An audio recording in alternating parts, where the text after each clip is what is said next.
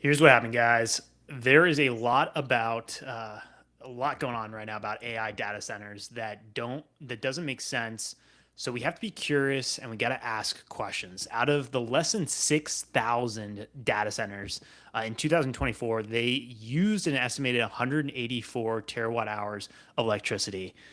To give you an idea for contrast, 10 terawatt hours is more electricity that used in all the homes of Nashville in a single year. These data centers can take multiple years on average to build and operate, and then water usage can be up to 5 million gallons. 5 million gallons per day. When we've got a prediction from World Economic Forum that says by 2030 we should be eating less meat to protect our environment, but then that same organization is telling us we should embrace AI, it just doesn't make sense. So welcome back to the RD Week show. Happy Monday, guys. I want to share with you another clip. We're going to bring back our favorite congressman, Thomas Massey, to kick off this week. And then if you're in Kentucky in his congressional district, please make sure you're going out there and voting.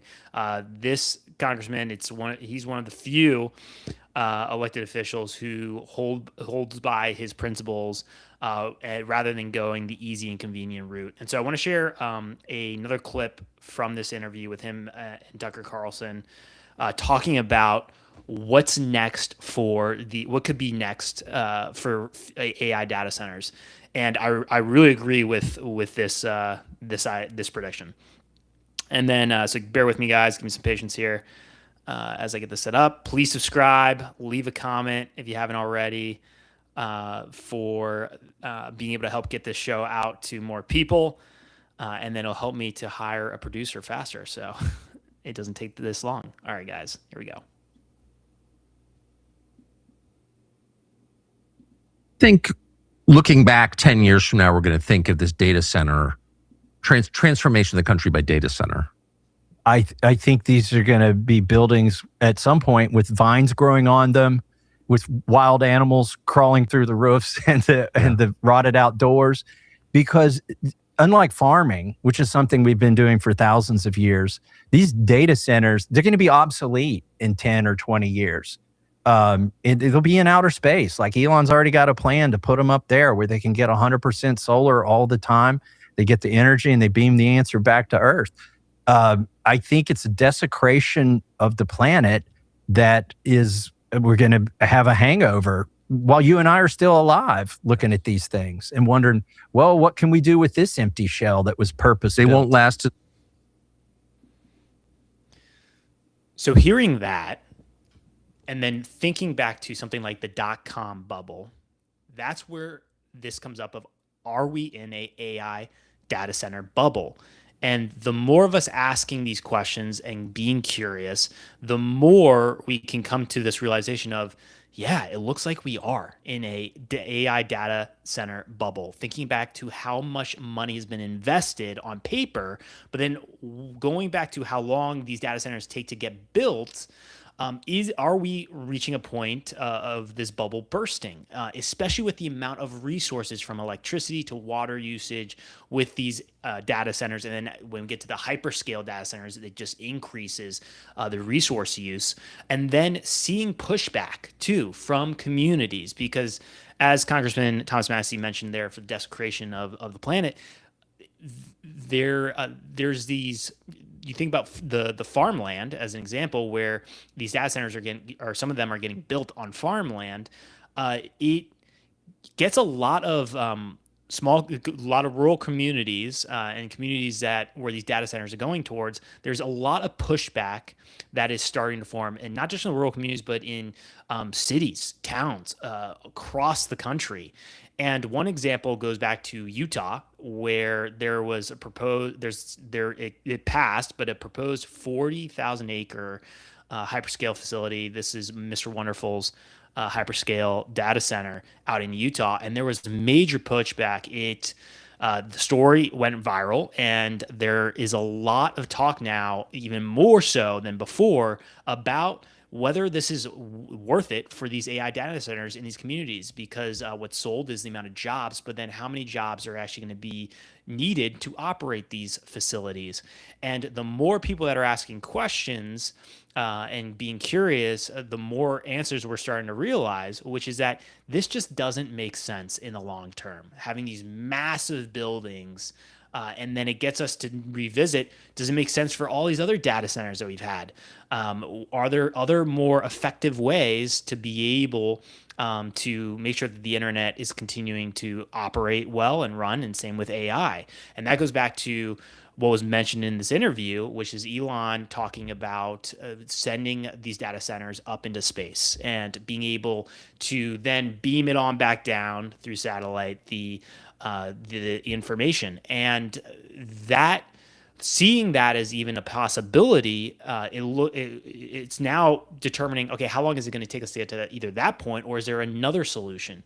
But we're even looking beyond just these big bulky data centers, and it will be interesting for what's going to happen in these next few years, because it is something that is uniting in a political side.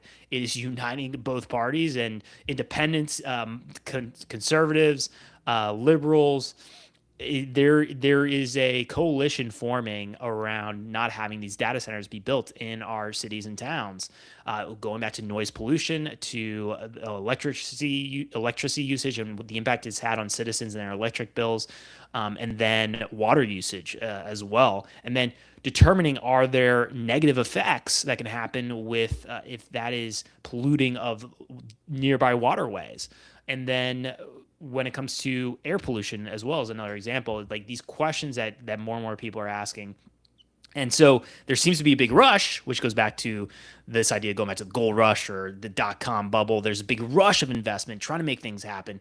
But just how, on average, how long it takes for these buildings to get built, there is going to be a delay here. And because of that delay, more and more Americans are going to be asking questions and are going to want more time for this. And that's where this bubble can happen. So AI, it is out of the box. And as a small business owner, we have to recognize how to best use this new form of technology. Because I am a fan of Star Wars, but I am not someone that wants to have humanoid robots in my house, a bunch of them. I don't want to see 3POs, R2D2s just moving around. I don't want that.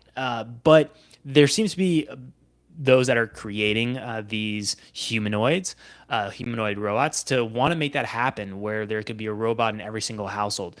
I see it more where these robots could be used in really dangerous situations for jobs, so that we can protect human lives. I see that as a possibility, and a way to leverage this technology. But then, as small business owners, we are early adopters to new forms of technology. And so we can put boundaries on AI. But the question that we all have to ask ourselves is that, are we trying to use it without simplifying our systems, to see where we would actually need this form of technology? Because for me, how I use AI mainly right now is research, being able to research and then help with video editing. That's the main way I'm using it, because I realized that's what I needed. That would help me to save time. But it goes back to, well, what am I getting from this form of technology? Because there's a lot of that messaging online of like, use AI, you got to get on board. You're not gonna be replaced by AI, but you'll be replaced by someone that uses AI, and that can be just a lot of hype pumping into this AI rush, the AI data center rush, and just AI rush in general. So it's better to, instead of just rushing into it, really determine, where are you going to be able to use this? Where do you need this? And then, have you already simplified your systems? Have you gotten your email inbox down to zero? Have you been able to clean out your messages, photos, videos, your different Slack communications? Have you been able to already become so efficient with your time that then it's going to be beneficial to add an AI and continue to play on offense? Because one reason we could use AI is to try to cover up all our mistakes. And what's continuing to be shown across over 1,000 industries here in the US as a similar pattern is that AI is actually going to expose the small business owners that are just getting by, that don't have a stable foundation yet of discipline and putting in the hard work and being able to have faith in the unknown. So it is going to be a differentiator, but it's not something that you have to rush immediately into and try to implement all these different apps and softwares that use AI without first understanding what is going to be really helpful for my business and the goals that I'm set for the business.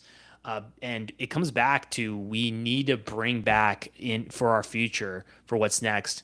And this has to be a moment for us to realize this as small business owners, is that we have to bring back discipline. We got to bring back these moral virtues like honesty and integrity, being able to communicate with integrity, because human first, now more than ever, is going to be so important rather than AI first. And it's that connection that we are seeking, being able to show the people that we are serving through our products and services that we genuinely care.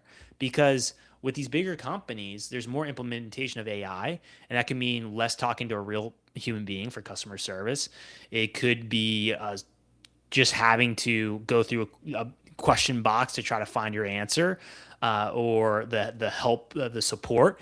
And this is where we can differentiate and be able to move forward and actually try to find more ways to communicate as humans in our business with the people that we are serving through our products and services, finding more touch points to show that we genuinely care, that we genuinely want to connect, because one, that is going to remind our country that small businesses are the heart of the economy, and move us forward into this future that this movement is focused on, which is Make America's Future a Small Business Renaissance. Because 99% of all businesses in the US are small businesses. We are early adopters to new forms of technology, but we have to, instead of just adapt to the future, realize that we shape the future as well. And that we can shape the future in what we want for our quality of life, not just for ourselves, our family, our communities, but for our country. And AI, the more I get into it, the more we're having conversations about AI, learning about these AI data centers, a lot of things don't make sense for this being a long-term solution for us moving forward. And now we got to look at what's next. And we got to come back to moving forward into the future of bringing back our moral values and these principles of integrity, honesty, hard work, and discipline, and celebrate that in our society, and celebrate genuinely caring about the craft in your business, the work, but then also caring about the people that you are serving. Because there's a lot of Americans that have felt left behind in this globalized world. And that is where we can come back to our country and our local communities, our cities, our towns, and come back to focusing on the problems in our cities and towns and figuring out those solutions and solving them and being able to improve the quality of life of our communities. Because when small businesses are thriving, the quality of life of our communities improves. And with AI, we got to realize it's out of the box, but we can put boundaries on AI. So if you are a small business owner who wants to connect with other small business owners in person to shape the future of this country and the future of over all these industries across the country, then you can join us at A Future Fest. This is where you can register, is afuturefest.com. It is happening in Charleston, South Carolina on January 14th and 15th, 2027. The plan is to have over 300 small business owners coming together across industries. And what's really cool is when you can get different perspectives across industries, you can start to notice the patterns in these industries, and that can better prepare you for the future and the chaos that's in that future. Because clarity is the antidote to chaos. And by being prepared, more prepared for that chaos, you will feel more stable, not just in the business, but then in your own life. So I'm excited for that event, and I will see you guys